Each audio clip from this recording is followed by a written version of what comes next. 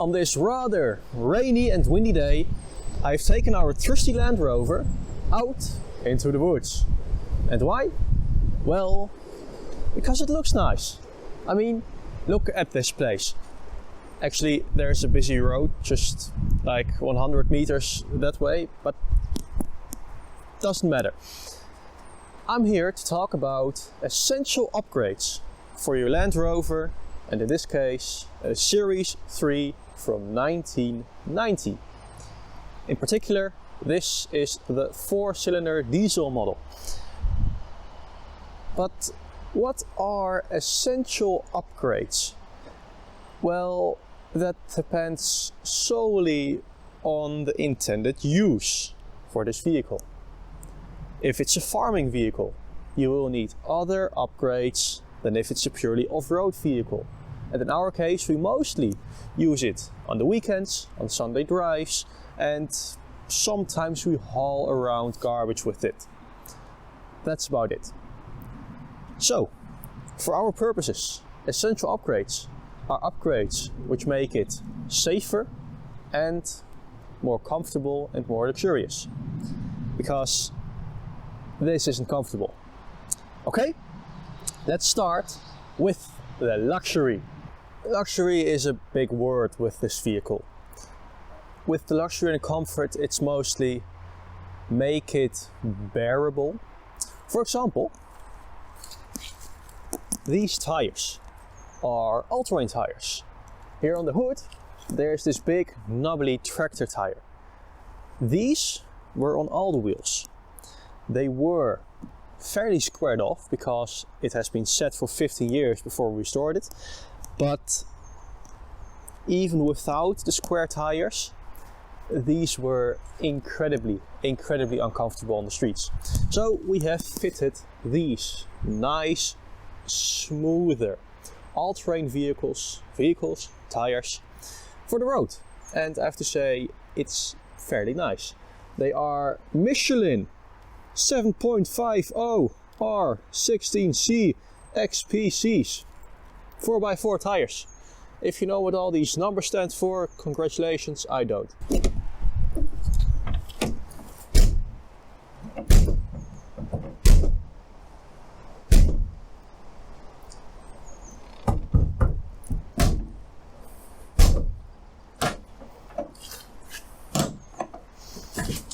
So here in the load bed of this Rover, there isn't that much in the sense of comfort, you could say.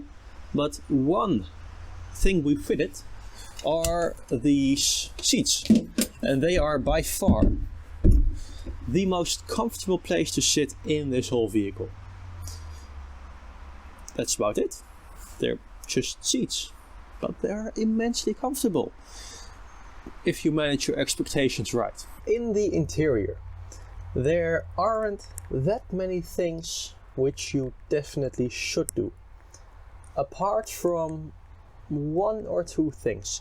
One of them being this. A simple 9-volt adapter in your car. It just plugs here into the dashboard, 2 wires, and if you want to tuck it nice and neat away, you drill a hole and put it through. This is essential for road trips. Yes, I'm crazy enough that I've done a road trip in this. And yes, I've went onto the Nürburgring with this. Insert clip right here. Ja, er is iets gebeurd, maar de sluit kennis af en niemand mag ons inhalen. Daar is something happened. Oh nee, de Corvette! Nee! Oh, nee, man! That was an interesting experience, but the lifesaver was this little dongle. Navigation, a speaker with music, your phone, everything was charged from this little thing. It says enough, right? If you're planning on making longer trips, well, put it back, with this vehicle, you need one of these. These were the smaller changes, which aren't necessary, I would say. Now let's move on to the changes, the two big ones, which made a huge, immense impact on the driving experience of this vehicle.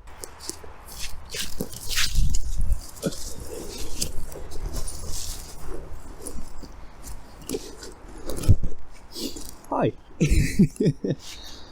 So the first essential upgrade for this vehicle were these, the leaf springs. Before we had these installed, there were leaf springs about this thick on here, completely rusted together.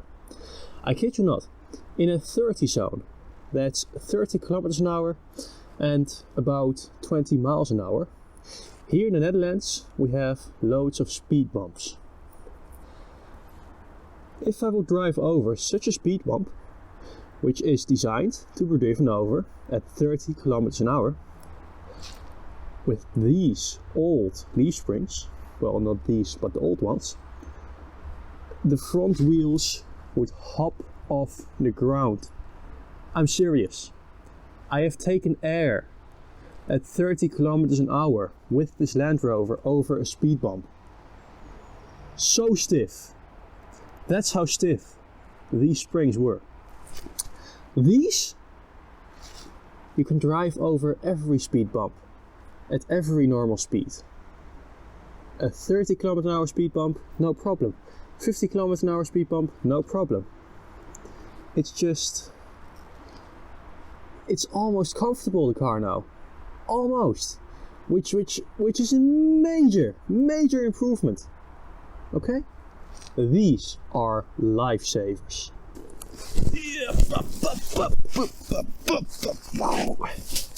So for this part you'll only be able to see my legs, but that's no worry, because I'm not the subject.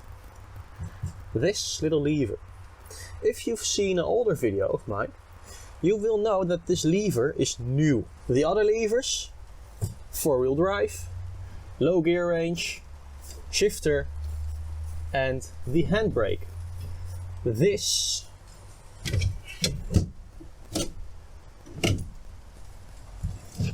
is the car stay newly installed Overdrive. And let me tell you, this is a lifesaver. An Overdrive extends your gear. It doesn't matter which gear you're in, it will extend it. It's mostly used in 3rd or 4th gear. The torque which this can handle is a bit iffy for 1st and 2nd gear, so we only use it in 3rd and 4th. But this is there to make the car go a little bit faster. In most cars. In this car, technically yes, it fulfills the same function. Top speed on this Land Rover was 80 kilometers an hour, about 50 miles an hour. I've tested it now with the Overdrive. Top speed right now is around about 105 kilometers an hour. Just a bit more than 60 miles an hour, which is immensely scary. I mean, really scary. But which this allows us to do is drive on 80 roads, which there are many of in the Netherlands, and which is the preferred driving road, at least for me, with this Land Rover, because highways just suck. They are scary, they are not cool to drive on. 80 roads all the way. It allows me to drive on an 80 road with lower engine RPMs, thus the engine making less noise and even being slightly more efficient. Or well, efficient, holy shit, it's starting to rain. Let's the engine being slightly less words, the engine uses up less fuel when it drives on lower RPM, which is nice. It really is a rainy day. It starts to calm down like crazy right now, but we moved inside because this was the comfort and luxury part. A nice little adapter, some seats, some tires. Most importantly, suspension and the aforementioned Overdrive. These are, in my opinion, essential to making this car drivable over longer distances. Longer distances in the context of this vehicle. Longer distances being 1 hour plus drives, 2 hour plus drives. More than 4 hours a day on my road trip wasn't possible for me. So there you have your reference. These 5 little things make a world of difference. Before these upgrades, I couldn't stand driving this car longer than 1.5 hours, maybe 2 hours. After this, you'd practically be dead. Most of that came from the suspension, but also the droning of the engine and the vibrations through your whole body while driving at top speed, which was at the time 50 miles an hour or 80 kilometers an hour. It hammers on your body, really. It takes its toll. But now, we have some more upgrades. Some upgrades in the sense of safety. For example, I don't even know if you can see this. For example, these seatbelts. This car didn't come with seatbelts. So we had to install them ourselves. If this isn't an essential upgrade, I don't know what is. Since the camera isn't really waterproof, and I am, I'll be talking outside and you will be staying inside, which is kind of nice, right? So this is technically D grade. First we had some nice big mirrors on the A pillar, which were about this big. And you would think, hey, moving back the mirrors to this place, which is the original spot, and making them smaller wouldn't be beneficial for your safety, right? Well, actually it is. The big mirrors were on slightly longer posts than this and were quite a bit heavier, which meant that they moved around like crazy.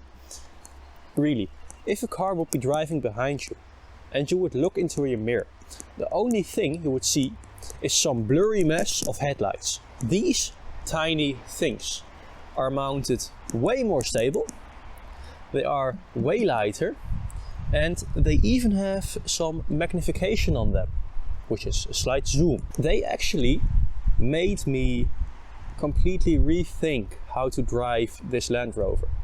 Because before we had these, I didn't use mirrors. And some of you Land Rover guys will probably feel the same. The mirrors are just some distraction and you will look way too long to find out what's driving behind you and how far it is.